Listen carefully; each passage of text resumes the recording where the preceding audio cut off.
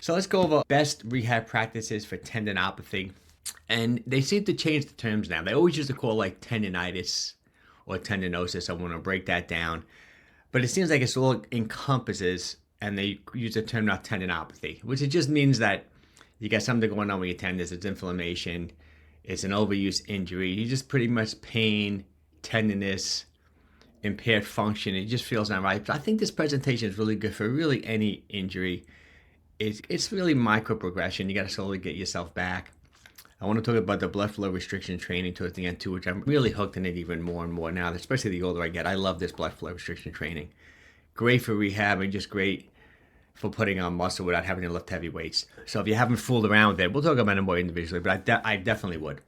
So my general term refers to tendon disorders and pathology. Common conditions include tendinitis, tendinosis, symptom, pain, tenderness, and impaired function. So tendinitis would be a little bit different in tendinosis. It would be like the first stage of the inflammation response. Tendinosis, you'll see in the next slide, is one that unfortunately there are structural changes within the tendon. And the most common places of getting them, you heard the term like tennis elbow. There's epicondylitis, that's on the outside of the elbow from overuse. Golfer's elbow would be like on the inside of the elbow. I've talked about this before. I've had tendinopathy in both my elbows on and off for years. I've mentioned this so many times to you guys. The last time I had it really bad was when I turned 60. I overtrained because I wanted to look really good for my 60th birthday. And I had like tendinopathy. Probably, I think I had otis. I'll explain what I mean by that. For like 10 months. The only thing they got rid of it was the blood flow restriction training, which I'll map out that whole plan. But pretty much any injury, like I had a couple of people that specifically are dealing with injuries right now. I was hoping they'll show up, maybe they'll watch this. I think this whole breakdown of this slow eccentric training, I'll explain what I mean by that, can really help with just about any injury. But if you would define tendinitis is acute inflammation of the tendon. Another common place to get it is really shoulder, like rotator cuff, internal external rotation, supraspinatus, subscap, infraspinatus. Those are really common spots. I've got it in my shoulder on and off too for tendinopathy, tendon type issues. Cause due to overuse or acute injury. Sometimes you hurt yourself, which has happened to me. I fell snowboarding. This is before my kids were born. It's funny that I mentioned this too. That trip, my wife broke her ankle. We were in Vail, and I'd like slightly dislocated my shoulder, taking a really bad fall snowboarding. My wife had to go to the doctor. She had to cast the whole thing. But when I went back, I had an MRI. I said, "Yeah, you're okay." But what led to me getting tendinitis in my shoulder is that I slightly tore the labrum. Labrum is that cartilage ring within your joints. You have a labrum in your hips, labrum in your shoulder. Generally, when you dislocate your shoulder, you tear your labrum. It didn't even show up on the first MRI. I didn't really realize I had that until many years later. Now, come to think of it, maybe I just had x-rays the first time, which the x-rays wouldn't show something like that. So I wasn't smart. I started like bench pressing 250. I was younger then and I was in pain. Did that for months. And then I wound up getting crazy shoulder pain. So what was going on is that acute injury just threw off the balance and the stability of my shoulder. So when I was bench pressing, instead of using the muscles properly, like my chest, deltoid, the rotator cuff muscles properly, there was instability within my shoulder. Since I had that tear in the labrum, the ring that was just keeping my humerus perfectly in the right place was a little bit unstable.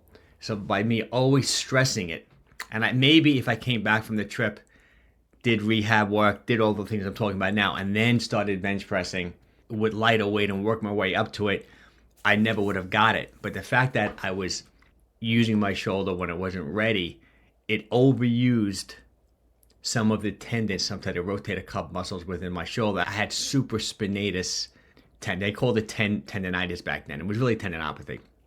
Killing me. It got to the point where I couldn't even lift my arm to drive the car.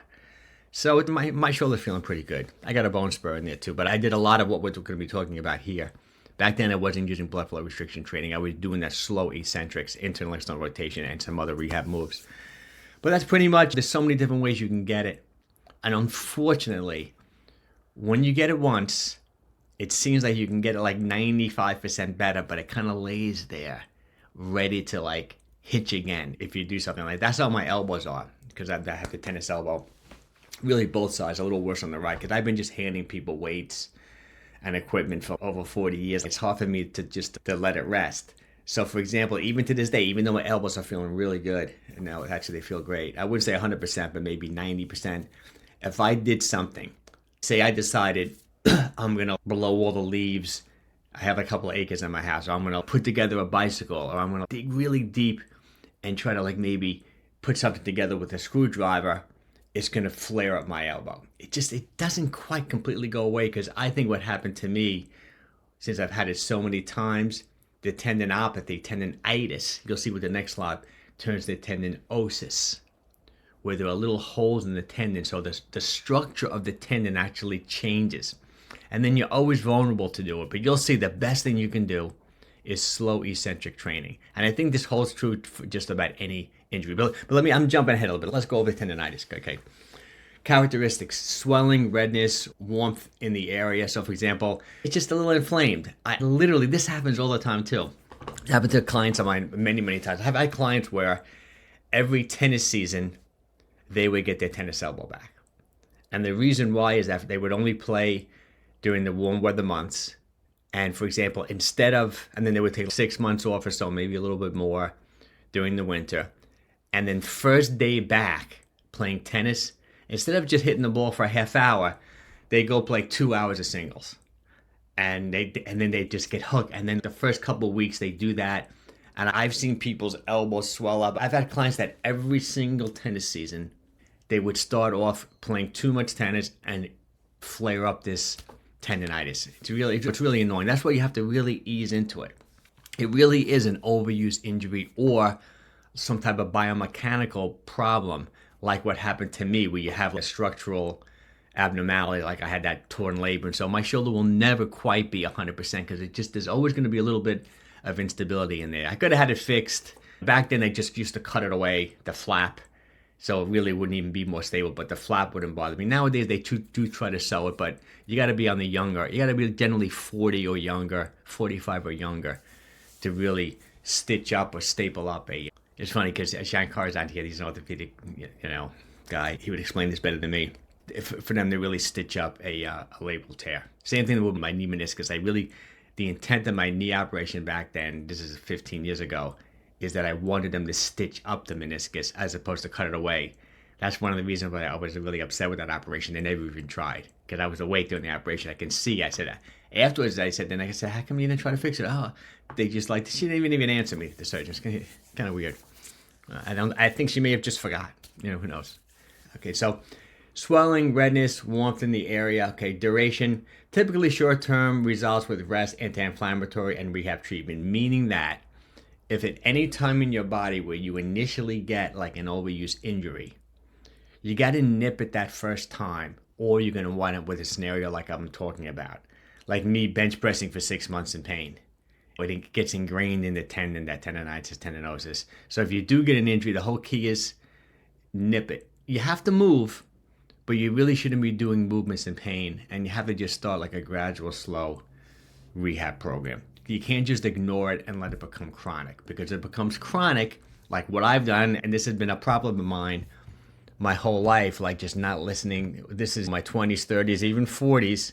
I would ignore pain. I didn't want to miss a workout, or I just like loved it so much. I just would like train in pain all the time. I even did it at 60 to look good for my pictures when I was turning 60. I knew my elbows were bothering me, and I just ignored it.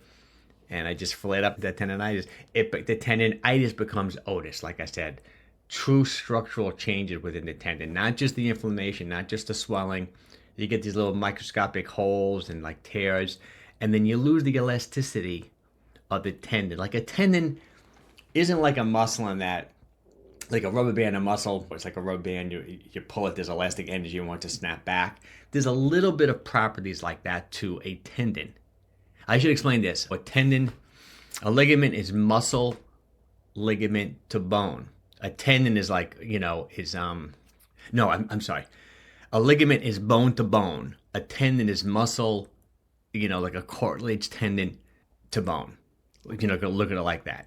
So the ends of your muscles are the tendons which attach to the bone. So say you have your bicep, then you'll have the tendon, and then the tendon attaches to the bone. Right, so there's a little bit of elastic, what I'm trying to explain, there's a little bit of elastic property in a tendon, but it's not really meant to be stretched like a muscle because you can tear it, and then if you aggravate it too much, it becomes like, it loses the elasticity, it becomes stiff and thick, and it doesn't perform properly. That's what happens when tendinitis is ignored and you have chronic inflammation and overuse. The structure of the actual tendon changes. And that's when you have a problem. That's when it kind of like gets better, but never quite 100% goes away. There were some things that people do, not like the ultrasound, the stem. You can inject, I did PRP injections, the platelet-rich plasma. People do stem cells. Now everyone's taking these peptides. Oh my God. These peptides, I've watched this whole show on it. I'm still cautious about taking them. I think it's the 157. It supposedly heals everything. Really, I got to do a live stream on all the peptides. I'm not really an expert on it.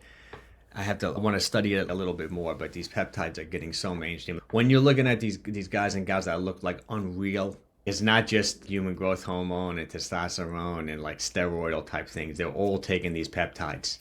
It's unreal. And they're taking a cocktail of 5, 6, or 7 of them. Even for longevity, anti-aging. It's really interesting, these peptides. I'll do a whole live stream on it soon. I got to dive a little bit deeper in it. Okay, so we're saying structural changes to the tendon once you've had tendinitis for an extended period of time, chronic overuse, age-related wear and tear, micro tears, cartilage degeneration, increased tendon thickness. That's what I think what's going on with my knee too. Since I had since that knee operation, it changed the structure of my knee. Ever since the operation, wound up with tendinitis. Now I think I've got chronic like tendinosis that just will not go away in my knee. I've tried, even with the blood flow restriction training, it's better. The backwards walking and the knee over toes have helped me the most. And that's pretty much what the backwards walking does. It really strengthens the tendons within your knee because you get that knee, your knee is a little over your toe and it just puts a little bit pressure on the tendons, and that's what makes them stronger without overdoing it. The whole key is micro-progression when it comes to getting rid of these overuse injuries. You want to create a response by putting some stress, but not too much stress. And you'll see the slow eccentric training is the key to it. It seems like it really worked the best. So this is more long-term, requires a gradual and structural rehab program. So the tendinitis you can probably get rid of pretty quickly if you just take it easy. If you ignore it like I have it in my life and you wind up with tendinosis, it can take months. It can take a long time for it to really get better, but still, you can still do it. You can still do it. And this is what I mean by, let me change the camera angle, by eccentric training. See, eccentric training is when the muscle is being lengthened under tension. So say you do a bicep curl, right? The bicep is shortening. So this is a concentric contraction. As it's lengthening, that's eccentric under load. So the muscle is being lengthened, but there's still tension on that. That's why I'm always conscious with you guys when it comes to your rep cadence. The speed in which you lift the weight, I think, is so important. And the general rule is you want to go on the slow side. I think it's much better. It's really time under load as opposed to how many repetitions you do. There is benefits of doing these explosive lifts, but really not for us as much. If you're a football player or you watch these CrossFit athletes, like, it's amazing what they can do. And it does produce hypertrophy and strength to train quickly, but the risk-reward ratio, I don't think it's worth it. I think we should do slow, controlled movements. Emphasize the eccentric contraction, meaning that you go up 2 seconds, like 1 1,000, 2 1,000, down for 2 to 3 seconds, like 1 1,000, 2 1,000, 3 1,000. That's slow eccentric, and that's where most of your muscle soreness comes from. The sliding filament theory, when your muscles kind of like eccentrically load and like scrape apart, that's where a lot of your soreness comes from. That's why even stretching creates soreness or things like that. There's even some research saying that stretching can actually create hypertrophy because you're actually stretching and the muscles are it's almost like doing an isometric contraction at that end range. It's kind of interesting. So it seems like that slow eccentric, that's what the tendons love. And that's what repairs the tendons and makes them, like, you lay down new cartilage, it remodels. It really creates that elasticity back within the tendon. So promotes collagen remodeling, helps repair and strengthen tendons and fibers, increases tendon stiffness. And what we mean by stiffness, I know that's a confusing term. Stiffness always means like it has that elasticity properties I was talking about when I explained to muscles. Like the muscles have that elastic energy, like you pull a rubber band apart and want to snap back. You take a golf swing and you coil up and you elongate those muscles, they want to snap back. Your tendons want to do the same thing because the muscles attaching to the tendons, they just don't stretch as much. But when you have like tendinosis, like we were talking about, say the muscles are strengthening and coiling up, but the tendon is like a stiff, thick tendon. It's just not responding. Plus, there are central nervous system, like communication components within the tendon communicating to your central nervous system to control tension, length. I mean, there's so many different things going on. Your muscles, your ligaments, your tendons are always communicating with your brain, telling you what you can and cannot do, how much flexibility, how much strength you have. So when that tendon gets like thick, it loses that, it doesn't have that stiffness, that ability to bounce back, because you want it to stretch a little bit so it snaps back. And it seems like this eccentric training goes right after that. You really work your tendons when you do the eccentric training. That's why I'm always concerned. You guys know how much I love creatine. That's why when I recommend creatine to someone, because it makes you like 10%, 15% stronger instantly. If you load up and take creatine and you load your body in 3 days and all of a sudden you're 15% stronger, I think you can hurt your ligaments and tendons. And even you can pull a muscle because your body's not ready to be strong like that. You want to just gradually load the creatine over maybe a few weeks to a month. Just do like start with maybe a couple grams, get up to 5, and let your body adjust to the increases in strength. So eccentric part of it's just great in general for hypertrophy to get yourself stronger for strength. Plus, it's so good for your tendons and just great for rehab. So it increases tendon stiffness, enhances load tolerance, reduces risk of re-injury. Oh yeah, right, I should talk about this. Really great for Achilles tendinopathy. So many people have, one person who I wanted to show up today has tendinitis, like an Achilles issue, and slow eccentrics, meaning that you go up on your toes, and then you like maybe for 2 seconds up, 10 seconds down, super, super slow on the way down. Good for plantar fasciitis. You get that on the bottom of your foot. A slow eccentric load is great for all this stuff. I mean, it's sometimes, even if you don't even feel like you're working, if you're doing it super light in the beginning, it's that slow eccentric. I don't know if you've ever seen this device for tennis elbow. It's really interesting. You know who invented it was Steve Nicholas, the original surgeon who operated on Joe Namath's knees. His son, Dr. Nicholas, I've met him a number of times. I saw him one time for my shoulder, and one of my clients is best buddies with him. He's in Scarsdale, has offices in Westchester, not too far from me. His group, he didn't personally invent it, but his group invented this device. You may have seen it on TV. New York Times talked about it like the best thing for tennis elbows. A contrarian view on how to heal tendinopathy, like tendinosis in the elbow way. It's like this rubber device. You grab it and then you twist it like this. So what you're doing, if you're working your right hand, see this, my right wrist is an extension, and then you slowly let it unwind. And they even recommend you do it in pain. I've had a number of clients do it over the years who had horrible tennis elbow. I don't really like it because it's a little counterintuitive to me when something hurts so much when you do it. I prefer the blood flow restriction training and just doing eccentrics, not in pain. But it seems like there are some good studies on it that it really does work. You grab this device, you rotate it. I would just do it. There's all different. It's different. If you're interested in it, let me know, because it's different colors. Like yellow is the easiest one, and there's like green and this red. I have it at my gym. I will do it with some people. Interesting, but it's all based on this eccentric training, and this was invented probably 15 years ago. Squats beneficial for patellar tendinitis. The walking backwards is all that. Wrist extension, tennis elbow. Yeah, all this stuff. Internal, external rotation. Like if you're doing internal rotation with the band for your shoulder, like subscap.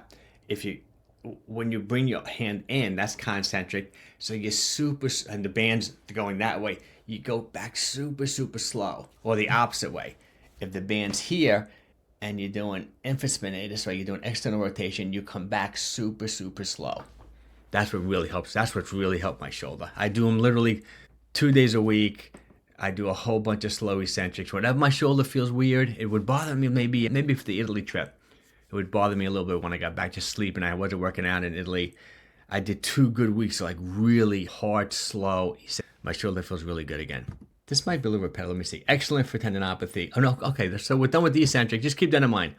You have any injury in general, slow, light, easy, eccentrics to start, and then start increasing the load. You can do 10-second eccentrics, 5-second, or whatever you can. But if you guys ever hurt yourself, you let me know and we'll map out the whole plan. And this is the other training which I absolutely love, blood flow restriction training. Excellent for tendinopathy rehab. Blood flow restriction training is a technique that combines low intensity resistance, light weights. I don't even know if I would even say low intensity. You can use that term because it does hurt a lot and you work really hard when you do it. But it's really using light weights with blood flow occlusion that produces similar results to lifting heavy weights. So for example, let me give you a picture. I think you've seen this because I've talked about this before. I use this Katsu device, but you see this red band on this guy's arm. You occlude the limb. So say you want to work, say you have tendinitis in your elbows, or say even your wrist is barred, maybe you have tendinitis in your wrist or whatever, or you just want a great pump in the gym without lifting heavy weights. You take this band and you put it on your upper arm. And what it does, it minimizes the venous blood return to the heart. So the blood pools within the muscle. So say you're doing a bicep curl with this band on, the blood's going into your bicep, which is also going to pool in your elbow, which is going to also help your wrist. But then the blood kind of stays there. It pools within the muscle so it doesn't go back. See, normally these things flush out. So lactate's building up, hydrogen's building up, which causes that burn. So the metabolite build up within the muscle. So you're almost making a light weight feel incredibly heavy. So you can take 5-pound dumbbells and get a burning insane pump in your bicep just doing that. And just think about it. When the weight is lighter, you're putting a lot less stress on your joints. Plus you're putting blood, healing metabolites, healing properties in all that blood pooling to heal your tendons. And that's what cured my tennis elbow when I had it really bad. I had it on both elbows from overtraining from when I was turning 60. So I started doing simple things like that. I started occluding my upper arm, and I was doing my wrist curls, my wrist extension, my pronation, supination, the rolling with a bar. I was doing my bicep curls, my tricep work, all incredibly light, like almost no weight, getting a burn in the muscle pool, and it worked. It took a few months, but it really worked. It turned the cycle to me. So I actually strengthened my tendon because the healing properties, the platelets, that's why platelet-rich plasma, the PRP, that's one of the things that helps heal the body. And when the blood just hangs out there, I'm going to start doing it. I've done it on and off on my knee. I have to start doing it on my knee again. My knee's feeling okay now though, but I'd love to get it a lot better. So with that, I've never really done it as much. I want to do the blood flow restriction training with the backwards walking. I've done it a few times, but I have to consistently do it 3 days a week and see how that goes. But I really do love the blood flow restriction training. Metabolite stress, it's like a low oxygen environment. You get an incredible pump, incredible burn. If you want to just put on muscle or just want to, without really lifting heavy weights, I don't think there's anything better you can do than this blood flow restriction training. And there's more and more science coming out, more and more studies coming out. I'm surprised it's not even more popular than it is. I think the reason why, like anything, it's a very painful way of training, so people don't like it. It's a weird sensation. See, this happens to some degree, obviously, when you're lifting weights, right? When you're getting that burn, say you can do a set of bicep curls and your biceps start burning, the metabolites are building up, right? Lactate is kind of like a buffer, hydrogen is building up. What you're doing though, you'd have to like lift a heavier weight to create that response. But if you put these blood flow restriction on, it just happens with light weights. It's unreal. Just that it really burned. And you're supposed to do, I'll show you the next protocol in the next slide, but metabolites build up, such as lactate, which is good for protein synthesis, for putting on muscle, for hypertrophy, for growing the muscle cell, for rehab. Recruitment of fast twitch type 2 fibers, great for rehab, can lift light load and create a good metabolic response. So generally muscle contraction follows that sequence, that slow to intermediate the fast twitch fibers. But you'd have to work really hard with heavier weights to get to those type 2B fibers. You get to them much quicker using blood flow restriction training with light weights. I'm going to even start doing, now that I'm doing this presentation, I'm going to even doing more of it than I do. Because I cycle in and out of it. I haven't been doing it lately. I'm going to start doing it Monday at the gym. I had to do it. This is why people don't like it, because it's high rep, painful type training. Okay, you need to wear the tourniquet type device, elastic band, or Katsu. See, I use the Katsu system. It's a more sophisticated system. Unfortunately, it's expensive. I think I paid $800 for mine. They have new version now that's even more expensive, but it looks better. I'm dying to get it. See, the Katsu system is you put those bands on. Let me show you a picture. I don't know if you can see. Let me just blow this up for a second. You see these bands here? You put these bands on. They're kind of like tire tubes with Velcro.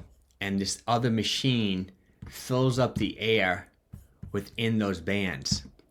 And it cycles the pressure, which is probably safer than just constantly keeping the limb occluded. So for example, I put these bands on.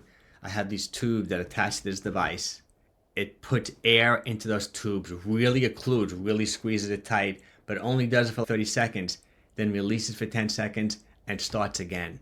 It's a better way of doing it because it's more sophisticated. The only issue is if you go with the bands is that some people make the bands too tight. It's more the younger guys and gals who just want to torture themselves in the gym, like the hypertrophy, the bodybuilding types. You want to always have a reasonable amount. They use the term capillary refill, meaning that if you put it on your arm, this band, let's say you do a set, high rep set, like 50 reps, you get an incredible pump, your arm's burning. And then if you took this part of your hand and squeezed it, see how it always goes white? It's supposed to fill in. That whiteness should go away in a couple seconds. Sometimes though, when you're overdue, you make the bands too tight, you press it, and the white spot stays there for way too long, 10 seconds if not longer. That means it's too tight. There's no movement in the blood. So you don't want to do that.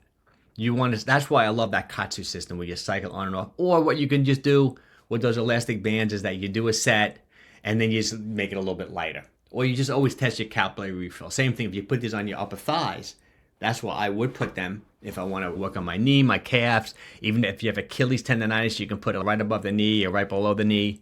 You always want to press in the belly of the muscle and make sure you have capillary refill. Make sure that white spot's not hanging out there.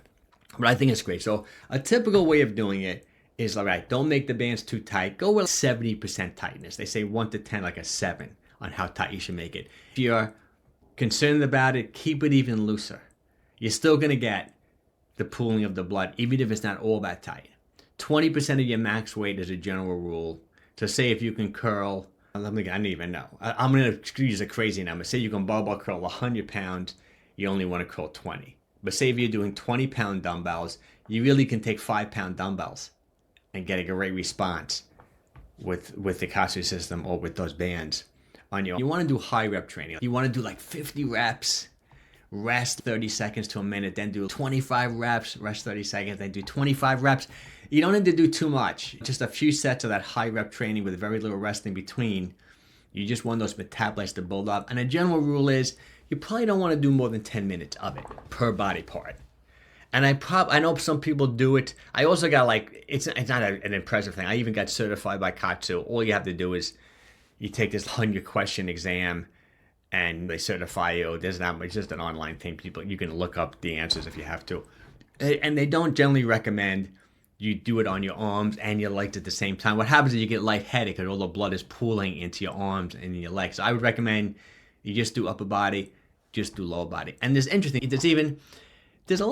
decent amount of science just talking about how lactate, this metabolic stress, this hydrogen, this burning type training that you're doing, the metabolic stress training when you get the burn, is so good for your entire body.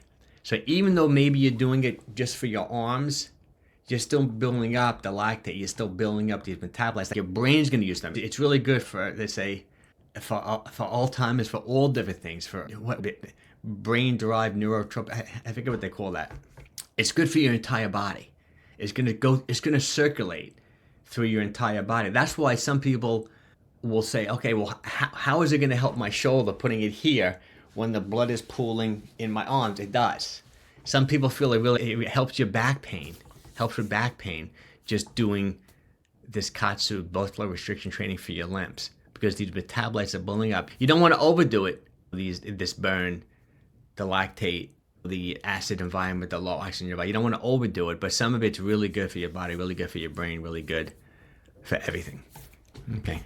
Let me see that, get everything. And this is just an example. These you can buy on Amazon for $20, $19. I have those exact ones.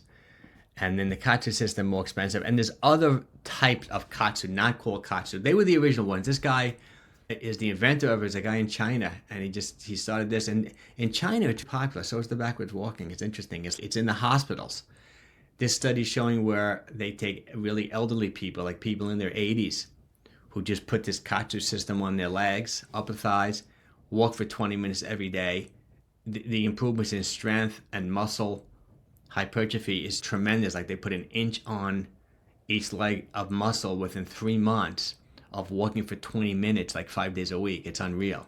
I used to do it. I'm going to get back into it. See, the new system, you don't have to put the wires. They have that, instead of having this device separate with the hose, I shouldn't say wires, with the tubing, it's all built into the actual, all built directly into, oh, I lost it. Sorry, guys. It's all built in the actual tourniquet itself, which is so much easier. I find those tubes to be really annoying, those tubes. Let me see if I can pull that back. Do I get it? No, I don't know where it went. Let me see, can I pull it back somewhere? Let me slide these. I'm using 2 screens. Did I lose it? Yeah, I don't know where it went. Next time I do it, I'll show the other device. I have it in my gym, or else I would have showed you guys. But really interesting, the blood flow restriction training. So just a quick review. If you got any type of tendinitis, any injury in general, slow eccentrics. Plus, I just love slow eccentrics with all your resistance training. Just don't throw the weight around quickly. Slow, controlled movements, and try to emphasize the eccentric range of motion, even when you're not injured. 2 seconds up, 2 seconds down. If you're injured, 2 seconds up, maybe 10 seconds down. Keep the weight moderate, right? Fool around with the blood flow restriction training. And the other big takeaway is just don't train in pain.